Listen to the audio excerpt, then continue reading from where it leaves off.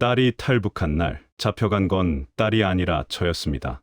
새벽 4시 보위부 요원 20명이 우리 집 문을 두드렸습니다. 딸 방에서 나온 건 빈 스위스 은행 봉투 하나와 짧은 편지 한 장, 그리고 전화가 울렸습니다. 상대는 김정은이었습니다. 그날 이후 저는 더 이상 간부가 아니었고 아버지도 아니었으며 그저 반역자 가족의 가장이 됐습니다.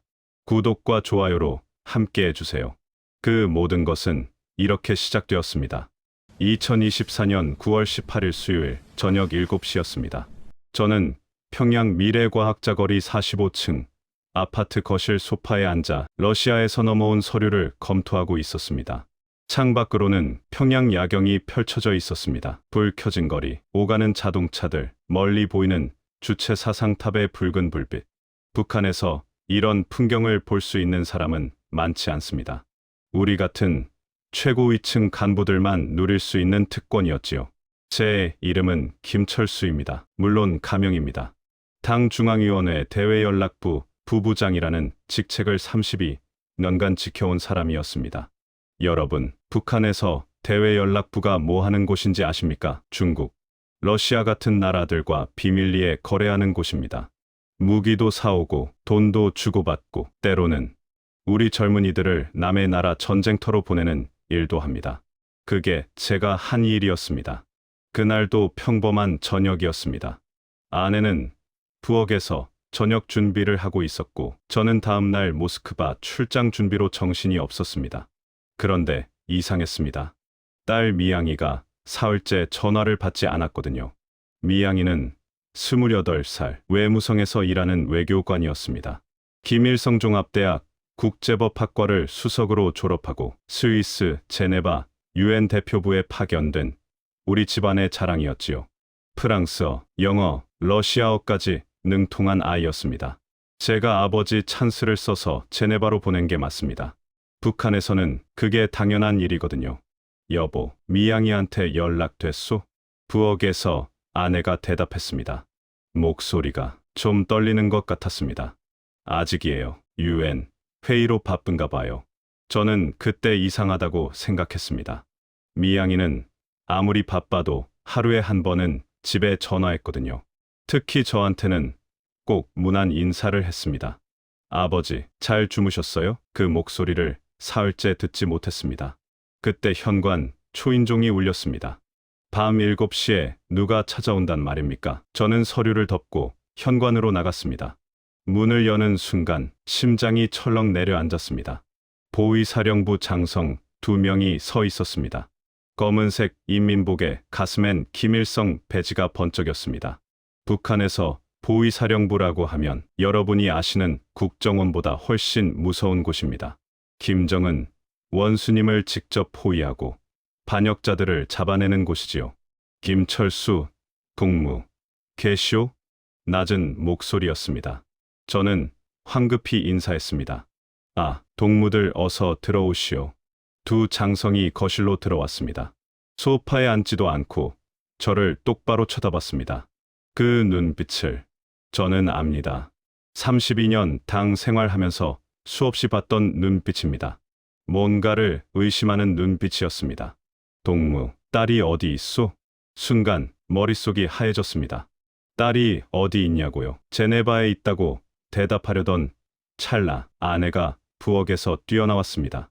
얼굴이 창백했습니다. 미양이는 UN 연수 준비 중입니다. 곧 연락 올 겁니다. 거짓말이었습니다. 저는 그걸 알았습니다. 아내의 떨리는 목소리, 식은땀, 흐르는 얼굴, 피해가는 눈빛. 30년을 같이 산 아내인데 모를 리가 없었습니다. 하지만 저는 믿고 싶지 않았습니다. 장성 한 명이 말했습니다. 요즘 청진에서, 아니 전국적으로 사람들이 많이 달아난다는 소문이 있소.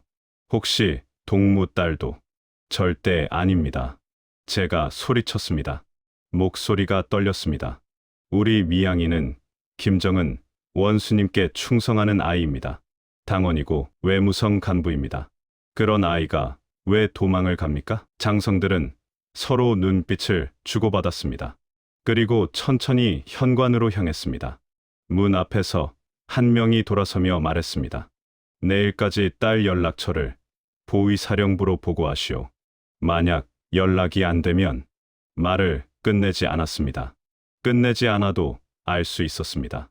북한에서 보위사령부가 찾아온다는 건 이미 끝났다는 뜻이니까요. 문이 닫혔습니다. 아내가 그 자리에 주저앉아 울기 시작했습니다. 저는 아무 말도 할 수 없었습니다. 머릿속이 하얗게 비었습니다. 설마 우리 미양이가 도망갔단 말입니까? 세상에 가진 게 다 있는 아이가 평양에서 제일 좋은 아파트에 살고 외화 상점에서 뭐든 살 수 있고 해외 나가서 자유롭게 활동하는 아이가 왜 도망을 갑니까? 그날 밤 저는 한숨도 자지 못했습니다. 창밖 평양 야경을 하염없이 바라봤습니다. 아름다운 불빛들. 하지만 그 밤, 그 불빛이 무섭게 느껴졌습니다. 다음 날 새벽, 제 인생이 완전히 무너지기 시작했습니다. 새벽 4시, 현관문을 두드리는 소리에 잠에서 깼습니다. 아니, 잠을 잤다고 할 수도 없었습니다. 소파에 앉아 눈만 감고 있었으니까요. 두드리는 소리가 점점 커졌습니다. 쿵쿵쿵. 마치 문짝을 부수려는 것 같았습니다. 문을 열었습니다. 보위사령부 요원들이 20명도 넘게 복도를 가득 메우고 있었습니다. 맨 앞에 선 중좌가 서류 한 장을 내밀었습니다. 긴급 수색 명령서요. 들어가겠소. 막을 수가 없었습니다. 제가 당 중앙위원회 부부장이든 뭐든 보위사령부 앞에서는 아무 소용없었습니다. 요원들이 우르르 집 안으로 밀려 들어왔습니다. 서재, 안방, 부엌, 화장실까지 뒤지기 시작했습니다. 미양이 방은 어디요? 제 목소리가 떨렸습니다. 저 방입니다. 5명의 요원이 미양이 방으로 들어갔습니다. 저도 따라 들어갔습니다. 깔끔하게 정돈된 방이었습니다. 책상 위에는 프랑스어 교재가 놓여 있었고 벽에는 미양이가 제네바에서 찍은 사진들이 붙어 있었습니다. 레만 호수, UN 본부 건물, 몽블랑산. 요원 한 명이 침대 밑을 뒤지기 시작했습니다. 그리고 뭔가를 꺼냈습니다. 흰색 봉투였습니다. 비어 있었습니다. 이게 뭐요? 모르겠습니다. 요원이 봉투를 빛에 비춰봤습니다. 안쪽에 작은 글씨로 뭔가 적혀 있었습니다. Credit Suisse. 스위스 은행이었습니다. 그 순간 온몸에 식은땀이 흘렀습니다. 스위스 은행. 제가 미양이를 위해 만들어준 비밀 계좌였습니다. 만약을 위해서였습니다. 혹시 북한에서 뭔가 잘못되면 미양이라도 살 수 있게 해주려고 만든 계좌였지요. 미화 20만 달러가 들어 있었습니다. 하지만 지금 그 봉투가 비어 있다는 건 미양이가 그 돈을 가지고 갔다는 뜻이었습니다. 동무, 이게 뭐요? 스위스 은행 계좌가 왜 딸 방에 있소? 저는 대답할 수 없었습니다. 대답하면 제가 끝이니까요. 북한에서 해외 비밀 계좌를 만드는 건 사형감입니다. 설령 최고위층이라도 마찬가지입니다. 그때 다른 요원이 책장 뒤에서 뭔가를 발견했습니다. 얇은 종이 한 장이었습니다. 접혀 있었습니다. 요원이 펼쳤습니다. 그리고 저에게 건넸습니다. 편지였습니다. 미양이 손글씨였습니다. 아버지, 저 먼저 갑니다. 나중에 꼭 오세요. 사랑합니다. 그게 전부였습니다. 짧은 문장 몇 줄. 하지만 그 안에 모든 게 담겨 있었습니다. 미양이는 알고 있었습니다. 자기가 떠나면 제가 어떻게 될지. 그래서 나중에 오세요라고 쓴 겁니다. 저보고 따라오라는 뜻이었습니다. 무릎이 꺾였습니다. 그 자리에 주저앉았습니다. 보위사령부 요원들이 지켜보는 앞에서 말입니다. 체면도 뭣도 없었습니다. 그저 딸이 정말 떠났구나 하는 생각뿐이었습니다. 보위사령부 중좌가 전화를 받았습니다. 누군가와 짧게 통화하더니 저를 쳐다봤습니다. 김철수 동무, 지금 당장 전화 받으시오. 누구 전화입니까? 원수님이시오. 심장이 멎는 줄 알았습니다. 김정은 원수님. 최고 지도자께서 직접 전화를 하신다고요? 새벽 4시 반에 떨리는 손으로 전화기를 받았습니다. 여보세요. 철수 동무. 낮고 무거운 목소리였습니다. 김정은 원수님이었습니다. 저는 32년 당 생활 동안 원수님과 직접 통화한 게 10번도 안 됩니다. 그런데 지금, 네, 원수님, 내가 널 얼마나 믿었는데. 딸이 배신자라니. 가슴이 무너졌습니다. 배신자.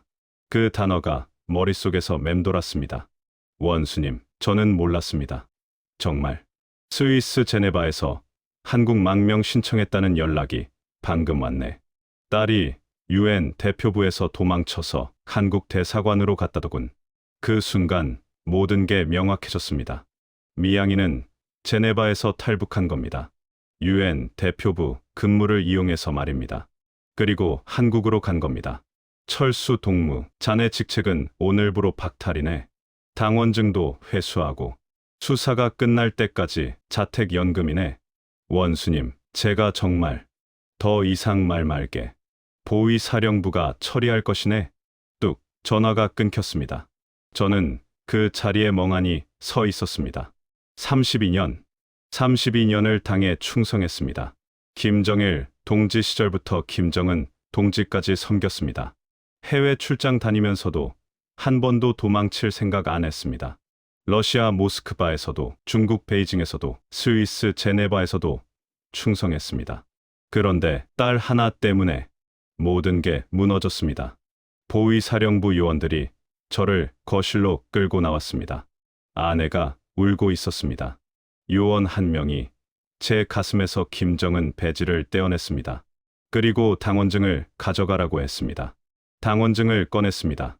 32년 된 낡은 수첩이었습니다. 첫 장에는 26살 제 사진이 붙어 있었습니다. 그때는 눈빛이 살아 있었습니다. 조국을 위해, 당을 위해, 인민을 위해 헌신하겠다는 다짐이 가득했던 청년이었습니다. 지금은 뭡니까? 딸한테 버림받은 늙은이일 뿐입니다. 요원이 당원증을 가져갔습니다. 그리고 말했습니다. 내일 아침 9시까지 보위사령부로 출두하시오. 정식 조사 들어갑니다. 문이 닫혔습니다. 집 안이 조용해졌습니다. 아내의 흐느끼는 소리만 들렸습니다. 저는 창가로 걸어갔습니다. 동이 트고 있었습니다. 평양 하늘이 붉게 물들었습니다. 아름다웠습니다. 하지만 제 인생은 그날 새벽 완전히 무너졌습니다. 그날 오후 2시 저는 평양 시내 한복판에 있는 당 중앙당사 건물로 끌려갔습니다. 보위사령부 차량이었습니다. 검은색 벤츠였지요. 아이러니했습니다. 불과 이틀 전까지만 해도 저도 저런 차를 타고 다녔는데 이제는 죄수 신분으로 뒷좌석에 앉아 있었습니다. 손목에는 수갑이 채워져 있지 않았지만 양옆에 앉은 요원들의 눈빛이 수갑보다 무거웠습니다. 차는 당 중앙당사 지하 주차장으로 들어갔습니다. 여기가 어디냐고요? 국한 최고위층만 출입하는 곳입니다. 지하에는 회의실도 있고 보위사령부 특별조사실도 있습니다. 저도 몇 번 와봤던 곳이었습니다. 다만 조사를 받으러 온 건 처음이었지요. 엘리베이터를 타고 지하 3층으로 내려갔습니다. 복도가 길었습니다. 형광등 불빛이 차갑게 내려앉은 복도를 걸어갔습니다. 끝에 철문이 보였습니다. 조사실이었습니다. 문이 열렸습니다. 안에는 김정은 원수님께서 앉아 계셨습니다. 저는 그 순간 다리에 힘이 풀렸습니다.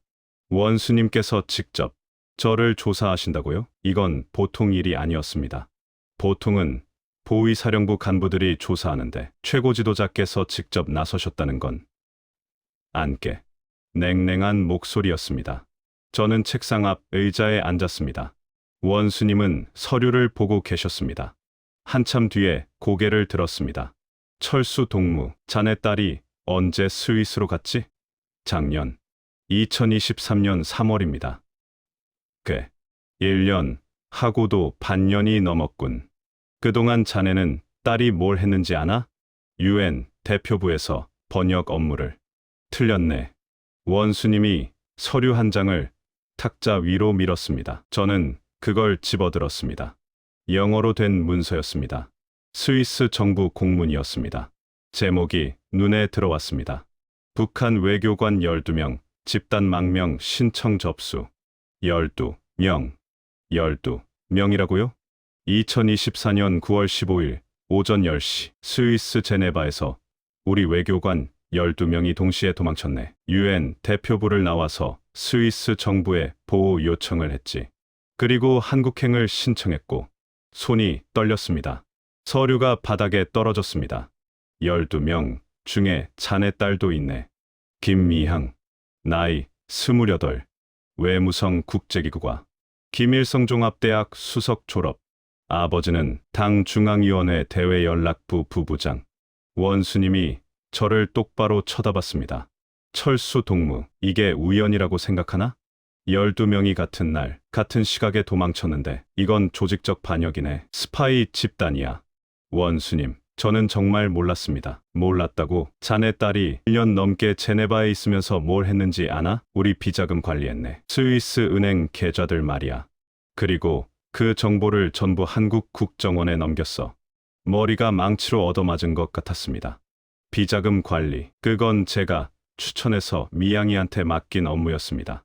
딸이 똑똑하고 영어도 잘하니까 스위스 은행 담당자들과 소통하라고 시킨 거였지요.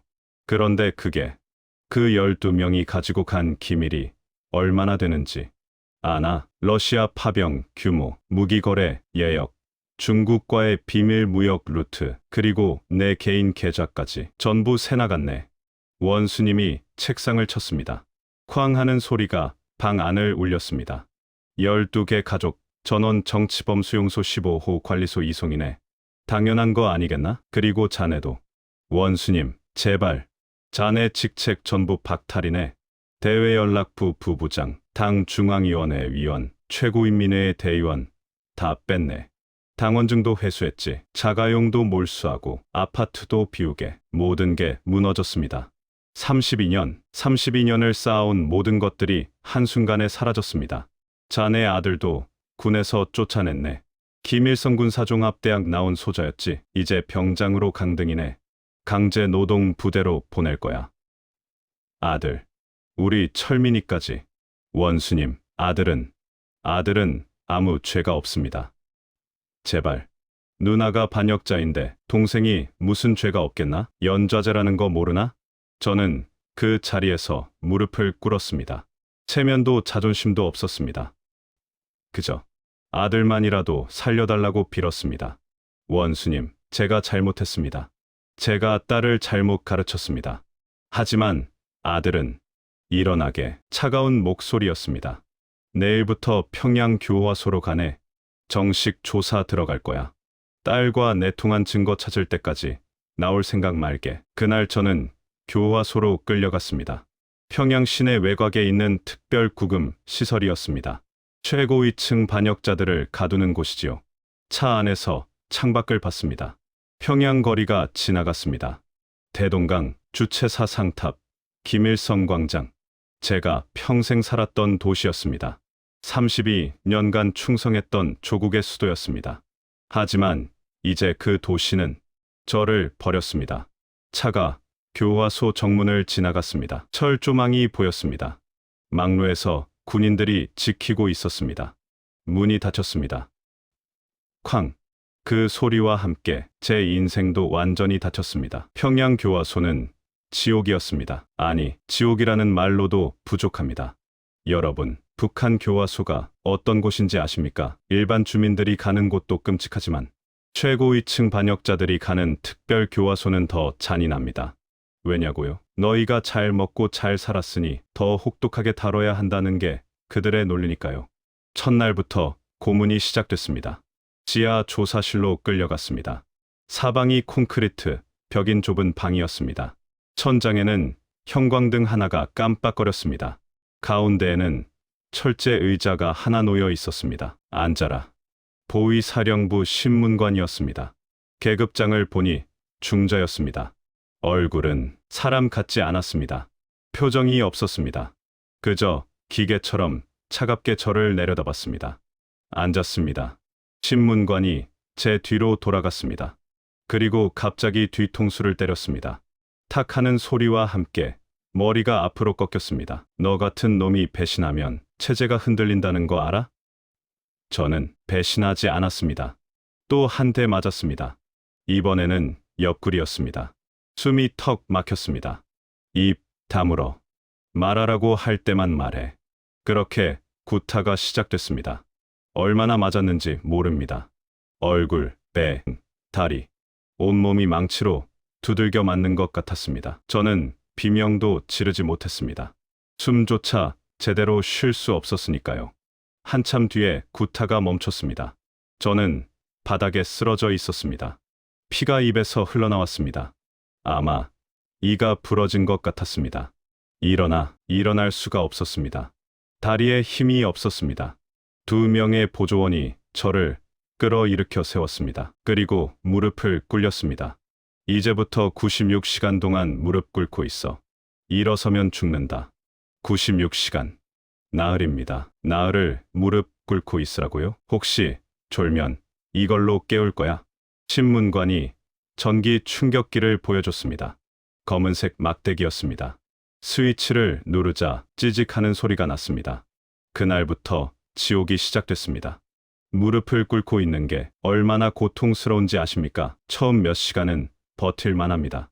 그런데 12시간이 지나면 무릎이 부어오릅니다. 24시간이 지나면 감각이 없어집니다.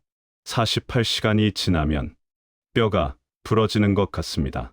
저는 다리에 쇠사슬까지 채워졌습니다. 무릎 꿇은 자세에서 절대 움직일 수 없게 말입니다. 화장실도 그 자리에서 봤습니다. 수치심 같은 건 사치였습니다. 잠을 자면 안 됐습니다. 고개가 꺾이면 보조원이 전기 충격기로 저를 찔렀습니다. 찌직. 온몸이 경련을 일으켰습니다. 비명을 질렀습니다.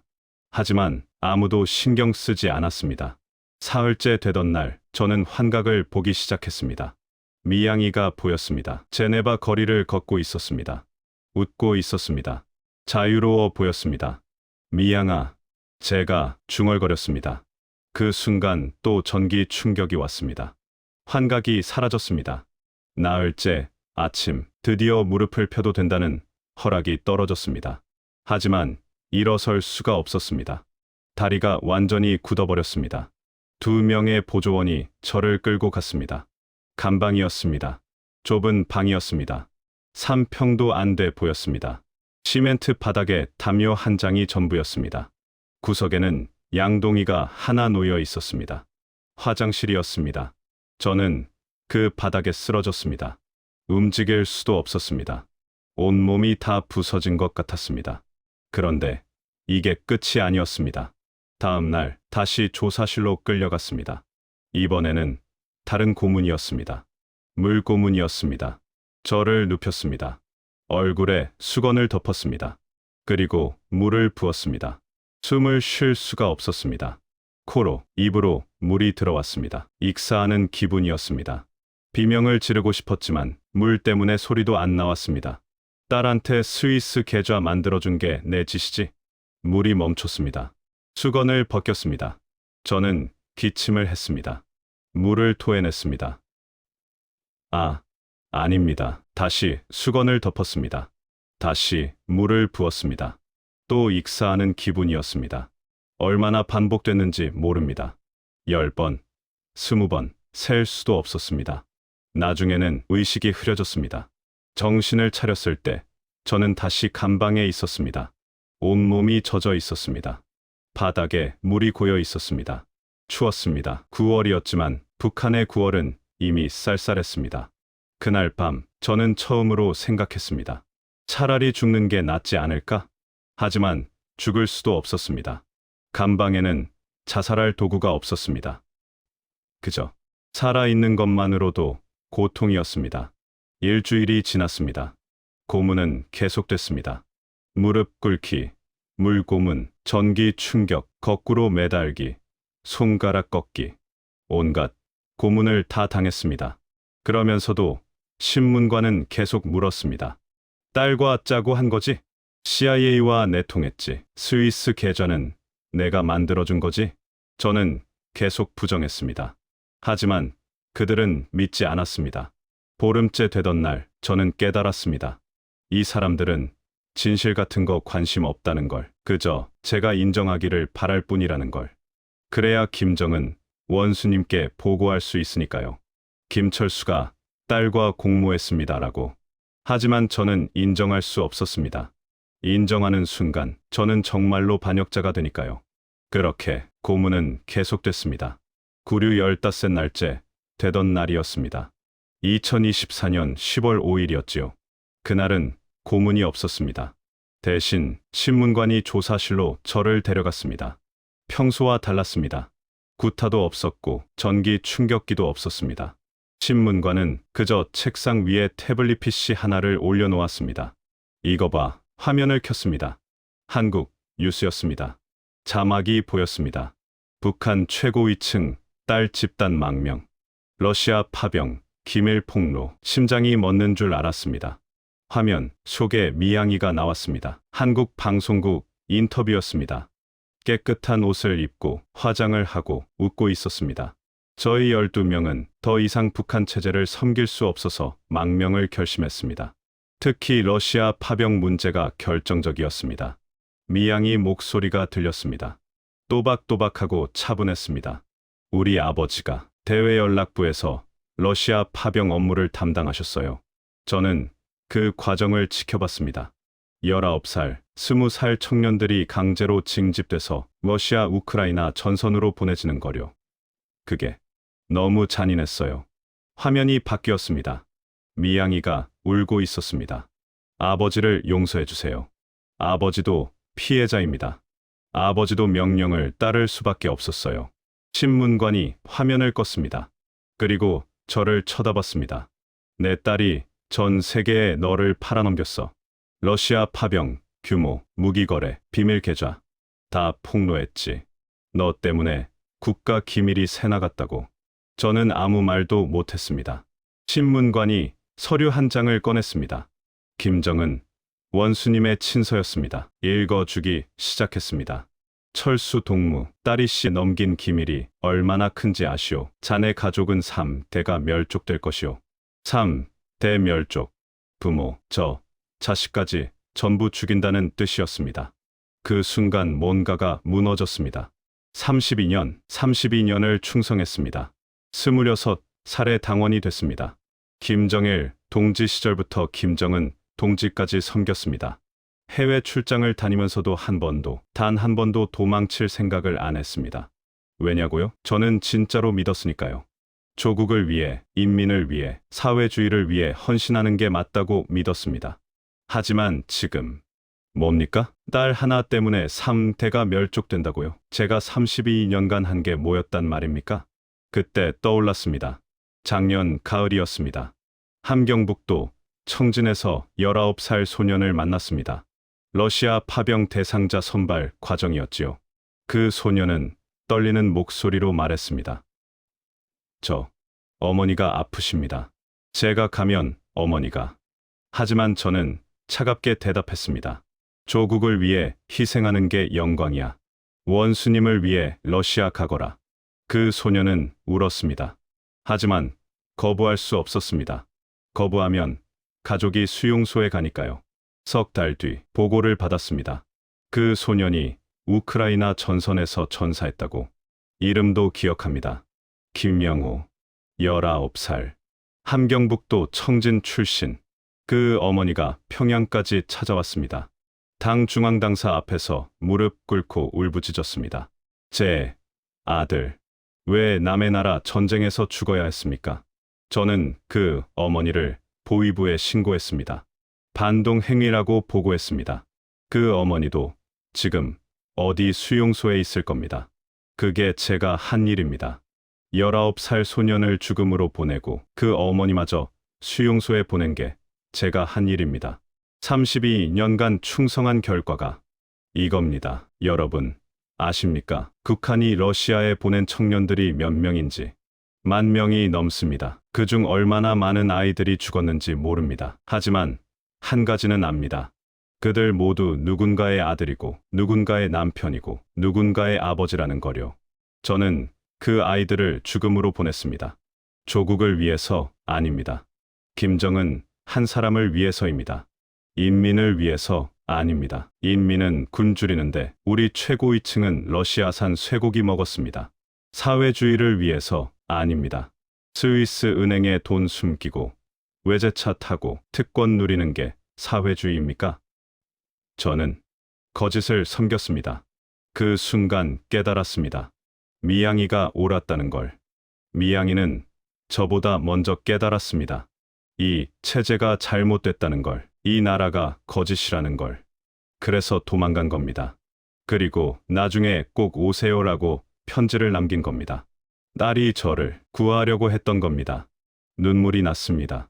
15일 동안 고문당하면서도 안 나오던 눈물이 그때 쏟아졌습니다. 미양아, 내가 옳았어. 신문관이 비웃었습니다. 이제 와서 뭘 깨달았다고 울어. 너는 끝났어. 네, 가족도 끝났고. 그 말이 맞았습니다. 저는 끝났습니다. 하지만 그 순간 이상한 생각이 들었습니다. 나도 미양이처럼 도망갈 수 있지 않을까? 미친 생각이었습니다. 여기는 평양교화소입니다. 최고 경비 시설입니다. 도망 불가능합니다. 하지만 그 생각이 머릿속에 박혔습니다. 살아서 미양이를 만나야 한다. 자유를 찾아야 한다. 그날부터 저는 변했습니다. 고문을 당해도 버텼습니다. 언젠가 기회가 올 거라는 희망 때문이었습니다. 충성은 그날 완전히 무너졌습니다. 이제 저에게 남은 건 하나뿐이었습니다. 살아남아서 자유를 찾는 것. 딸처럼. 그날 이후로 저는 한 달을 더 교화소에 있었습니다. 2024년 9월 20일부터 10월 15일까지 25세였습니다. 길다면 긴 시간이었지만 매일매일이 지옥 같았습니다. 고문은 줄었습니다. 대신 다른 고통이 시작됐습니다. 굶주림이었습니다. 하루에 2끼가 나왔습니다. 아침 7시, 저녁 6시. 음식이라고 부를 수 있는지 모르겠습니다. 옥수수 껍데기로 만든 죽이었습니다. 알맹이는 없고 껍데기만 있는 거지요. 여러분, 옥수수 껍데기가 얼마나 질긴지 아십니까? 씹어도 씹어지지 않습니다. 목구멍으로 넘기면 식도가 긁힙니다. 그게 전부였습니다. 반찬은 없었습니다. 가끔 무 한 조각이 나오면 그나마 좋은 날이었지요. 국은 소금물 같았습니다. 소금만 탄 물이었습니다. 열흘이 지나자 몸이 무너지기 시작했습니다. 처음에는 배가 고팠습니다. 계속 배에서 소리가 났습니다. 꼬르륵 꼬르륵. 하지만 일주일이 지나니 배고픈 감각조차 사라졌습니다. 그저 무기력해졌습니다. 체중이 빠졌습니다. 얼마나 빠졌는지 정확히는 모릅니다. 하지만 바지가 흘러내렸습니다. 허리춤을 손으로 잡고 있어야 했습니다. 거울이 없어서 제 얼굴은 못 봤지만 손을 보니 뼈만 남았습니다. 피부가 쭈글쭈글해졌습니다. 저는 원래 78kg이었습니다. 한 달 만에 56kg이 됐습니다. 22kg이 빠진 겁니다. 사람이 한 달 만에 20kg 이상 빠지면 어떻게 될까요? 뼈만 남습니다. 더 큰 문제는 당뇨병이었습니다. 저는 50대 초반부터 당뇨가 있었습니다. 약을 먹으면서 관리했지요. 하지만 교화소에는 약이 없었습니다. 당뇨약은 물론이고 진통제도, 소화제도 없었습니다. 발가락이 저리기 시작했습니다. 당뇨 합병증이었습니다. 그러더니 색깔이 변했습니다. 검게 변했습니다. 괴사가 시작된 겁니다. 여기 발가락이 썩어가는데요. 간수에게 말했습니다. 간수는 웃었습니다. 그래? 그럼 잘라야겠네. 우리한테 의사 없는데. 의사도 없고 약도 없고 치료도 없었습니다. 그저 썩어가는 발가락을 보면서 기도만 했습니다. 제발 더 이상 퍼지지 마라. 감방에는 저 혼자가 아니었습니다. 다른 죄수 3명이 함께 있었습니다. 모두 최고위층 출신이었습니다. 하나같이 가족 탈북 때문에 잡혀온 사람들이었지요. 한 사람은 전 외무성 부상이었습니다. 60살쯤 됐습니다. 아들이 캐나다로 망명했다고 했습니다. 외교관 신분으로 캐나다에 있다가 도망친 거지요. 네, 아들. 토론토 대학 다니고 있대요. 탈북자 단체에서 연락이 왔어요. 잘 지내고 있다고. 그 사람은 그 얘기를 하면서 울었습니다. 아들이 자유롭게 살고 있다는 게 기쁘면서도 자기는 여기서 죽을 거라는 걸 아니까요. 또 한 사람은 전 인민군 중장이었습니다. 손자가 중국으로 탈북했다고 했습니다. 군인 집안인데 손자 놈이 도망을 가다니 창피해서 얼굴을 못 들겠소. 하지만 그 사람도 밤이면 손자 얘기를 했습니다. 중국에서 잘 먹고 잘 살고 있겠지. 거기는 우리보다 잘 산다던데. 세 번째 사람은 당 간부였습니다. 부인이 자살했다고 했습니다. 유서에 김정은을 비판하는 내용이 있었답니다. 마누라가 미쳤었어요. 왜 그런 걸 썼는지. 하지만 그 사람도 밤이면 부인을 그리워했습니다. 우리는 밤마다 이야기를 나눴습니다. 서로의 고통을 나눴습니다. 그게 위안이 됐습니다. 우리만 이런 게 아니구나 하는 걸 알았으니까요. 그 중에서 외무성 부상이 저에게 말했습니다. 김동무, 혹시 기회가 오면 도망치시오. 무슨 소리요? 보위부는 우리를 절대 놓아주지 않아요. 죽을 때까지 여기 있거나 아니면 정치범 수용소로 가거나 둘 중 하나예요. 그러니 기회가 오면 도망치세요. 어떻게 도망칩니까? 글쎄요. 하지만 김동무는 대외연락부 출신이잖아요. 러시아, 중국 출장 다녔잖아요. 만약 다시 출장 기회가 오면 말이 안 되는 소리였습니다. 제가 이미 직책 박탈당했는데 무슨 출장이 있겠습니까? 하지만 그 말이 머릿속에 박혔습니다. 혹시 정말 기회가 올까? 그리고 정말로 기회가 왔습니다. 10월 15일이었습니다. 간수가 감방 문을 열었습니다. 김철수, 나와. 심장이 뛰었습니다. 또 고문인가? 아니면 정치범 수용소로 이송인가? 조사실로 갔습니다. 보위사령부 중저가 앉아 있었습니다. 김철수, 동무, 석방이요.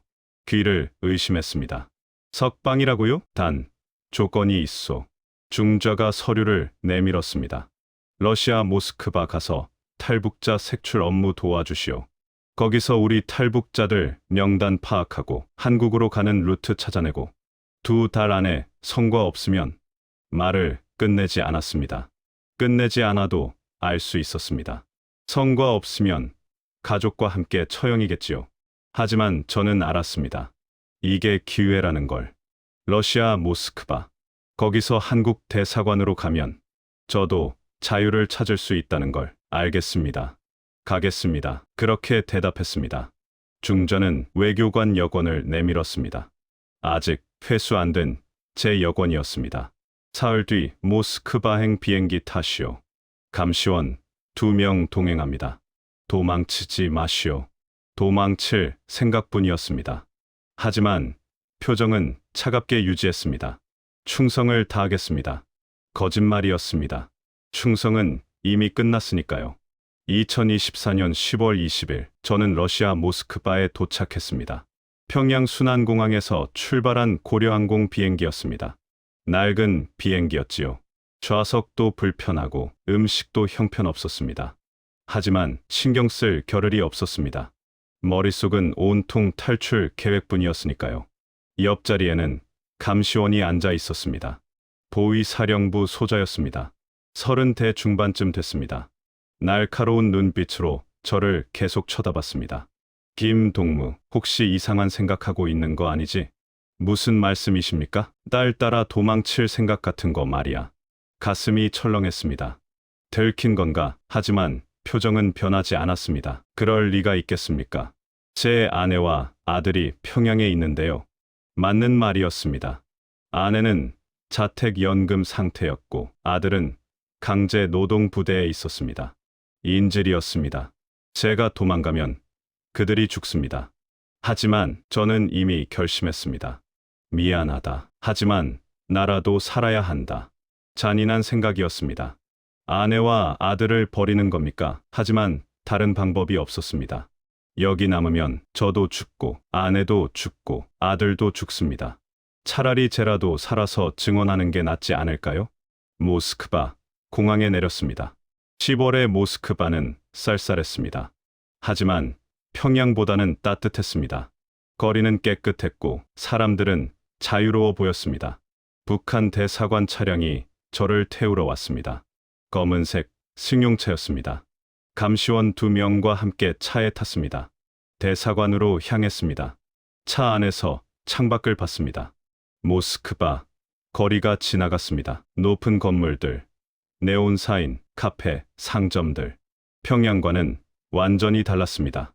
여기는 살아있는 도시였습니다. 그때 눈에 들어온 게 있었습니다.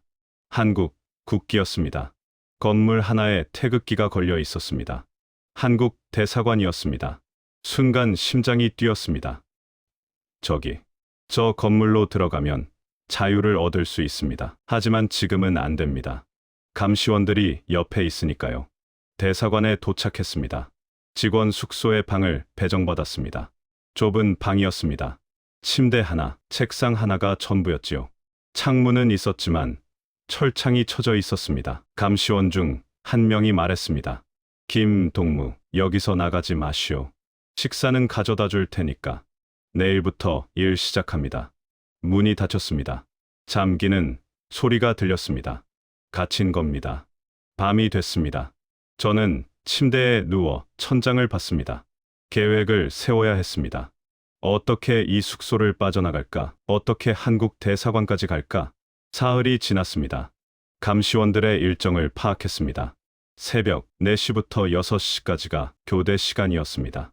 그 2시간 동안 복도에 아무도 없었습니다. 그게 기회였습니다. 10월 23일 새벽 5시 저는 일어났습니다. 조용히 문을 열어봤습니다. 잠겨 있었습니다. 하지만 안쪽에서 열 수 있는 구조였습니다. 천천히 문을 열었습니다. 삐걱하는 소리가 났습니다. 숨을 참았습니다. 복도가 조용했습니다. 아무도 없었습니다. 계단으로 향했습니다. 1층까지 내려갔습니다. 현관문이 보였습니다. 경비원이 졸고 있었습니다. 숨을 죽이고 현관문으로 갔습니다. 문을 열었습니다. 삐 하고 알람 소리가 날 줄 알았는데 아무 소리도 안 났습니다. 문이 열렸습니다. 밖으로 나왔습니다. 모스크바, 새벽 공기가 차가웠습니다. 숨이 하얗게 나왔습니다. 거리는 조용했습니다. 가로등만 켜져 있었습니다. 저는 뛰기 시작했습니다. 어디로 가야 할까? 한국 대사관이 어디였지? 사흘 전 차로 지나가면서 본 위치를 기억해냈습니다. 아르바트 거리 쪽이었습니다. 택시를 탔습니다. 러시아어로 말했습니다. 한국 대사관으로 가주세요. 택시 기사가 고개를 끄덕였습니다. 차가 출발했습니다. 15분쯤 지났을까요? 한국 대사관이 보였습니다. 큰 건물이었습니다. 정문에는 태극기가 걸려 있었습니다. 차에서 내렸습니다. 돈을 줬습니다. 러시아 루블이 조금 있었습니다. 대사관 정문 앞에 섰습니다. 두려웠습니다. 정말로 들어가야 할까? 들어가면 돌아갈 수 없습니다. 아내는, 아들은, 하지만 딸 생각이 났습니다. 미양이, 나중에 꼭 오세요라고 편지를 남긴 딸. 그리고 러시아에 보낸 청년들 생각이 났습니다. 19살 김영호. 우크라이나에서 죽은 그 소년. 저는 더 이상 그 체제를 섬길 수 없었습니다. 심호흡을 했습니다. 그리고 정문으로 걸어갔습니다. 경비원이 저를 봤습니다. 무슨 일이십니까? 떨리는 목소리로 말했습니다. 저는 북한당 중앙위원회 대외연락부 부부장 김철수입니다. 망명 신청합니다. 경비원이 놀란 표정을 지었습니다. 그리고 바로 무전기를 들었습니다. 긴급 상황입니다. 북한 고위 간부가 망명 신청했습니다. 문이 열렸습니다. 어서 들어오세요. 저는 대사관 안으로 들어갔습니다. 그 순간 온몸에서 힘이 빠졌습니다. 무릎이 꺾였습니다. 바닥에 주저앉았습니다. 눈물이 쏟아졌습니다. 감사합니다. 감사합니다. 국정원 직원이 달려왔습니다. 괜찮으세요? 이름이 어떻게 되십니까? 김철수입니다. 제 딸, 김미향. 작년에 탈북했는데 살아있나요? 직원이 고개를 끄덕였습니다. 네, 한국에 잘 있습니다. 걱정 마세요. 그 말을 듣는 순간 저는 완전히 무너졌습니다. 미양아, 아빠가 간다. 아빠도 이제 자유야. 32년 만에 저는 자유를 얻었습니다. 2024년 11월 5일 저는 대한민국 인천공항에 도착했습니다. 특별 전세기였습니다. 러시아 모스크바에서 직접 날아온 비행기였지요. 비행기가 착륙하는 순간 창밖으로 한국 땅이 보였습니다. 높은 건물들, 넓은 도로, 불 켜진 거리들. 자유의 나라였습니다. 비행기에서 내렸습니다. 국정원 직원들이 저를 맞이했습니다. 그리고 차에 태워 어딘가로 데려갔습니다. 조사를 받아야 한다고 했습니다. 넉 달간 조사를 받았습니다. 2025년 2월까지였지요. 제가 정말 탈북자인지 간첩은 아닌지 확인하는 과정이었습니다. 북한 최고위층 출신이라 더 철저하게 조사했습니다. 하지만 저는 이해했습니다. 당연한 절차였으니까요. 그리고 그 시간 동안 저는 대한민국에 대해 배웠습니다. 인터넷이 있었습니다. 처음 써봤습니다. 북한에서는 최고위층도 인터넷을 자유롭게 못 씁니다. 하지만 여기는 손가락 몇 번이면 전 세계 정보를 볼 수 있었습니다. 유튜브라는 것도 처음 봤습니다. 거기서 북한 뉴스를 검색했습니다. 제 탈북 소식이 일면 기사였습니다. 북한 최고위층 간부 귀순, 김정은 측근 탈북, 러시아 파병 실상 폭로. 여러 방송에서 저를 인터뷰하고 싶다고 연락이 왔습니다. 저는 다 거절했습니다. 아직은 말할 준비가 안 됐으니까요. 2025년 3월 드디어 조사가 끝났습니다. 그리고 하나원이라는 곳으로 갔습니다. 탈북자들이 한국 생활을 배우는 곳이었지요. 그곳에서 미양이를 만났습니다. 문이 열렸습니다. 미양이가 서 있었습니다. 1년 반 만이었습니다. 깨끗한 옷을 입고 화장을 하고 건강해 보였습니다. 아버지, 미양이 목소리가 떨렸습니다. 정말 오셨어요? 저는 대답할 수 없었습니다. 목이 메었습니다. 그저 고개만 끄덕였습니다. 미양이가 달려왔습니다. 제 품에 안겼습니다. 그리고 울기 시작했습니다. 아버지, 미안해요. 제가 아버지를, 아니다. 저는 미양이 머리를 쓰다듬었습니다. 미양아, 내가 옳았어. 아빠가 미안하다. 아빠가 너무 늦었다. 우리는 한참을 안고 울었습니다. 30분쯤 됐을까요? 눈물이 다 마를 때까지 울었습니다. 그날 이후 저는 미양이와 함께 살기 시작했습니다. 경기도 작은 도시의 아파트였습니다. 국가에서 지원해준 곳이었지요. 작았지만 따뜻했습니다. 처음으로 한국 마트에 갔을 때를 기억합니다. 식품 코너에 서서 멍하니 바라봤습니다. 과일, 채소, 고기, 생선, 과자, 음료수, 온갖 음식들이 가득했습니다. 북한에서는 김정은만 먹을 수 있는 것들이었습니다. 아빤, 뭐 드시고 싶으세요? 미양이가 물었습니다. 이거 다 살 수 있는 거니?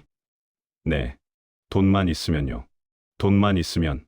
북한에서는 돈이 있어도 못 삽니다. 배급표가 있어야 하고 허가가 있어야 합니다. 하지만 여기는 자유였습니다. 편의점도 충격이었습니다. 24시간 문을 연다고요? 밤 12시에 가도 물건을 살 수 있다고요? 북한에서는 상상도 못할 일이었습니다. 병원도 놀라웠습니다.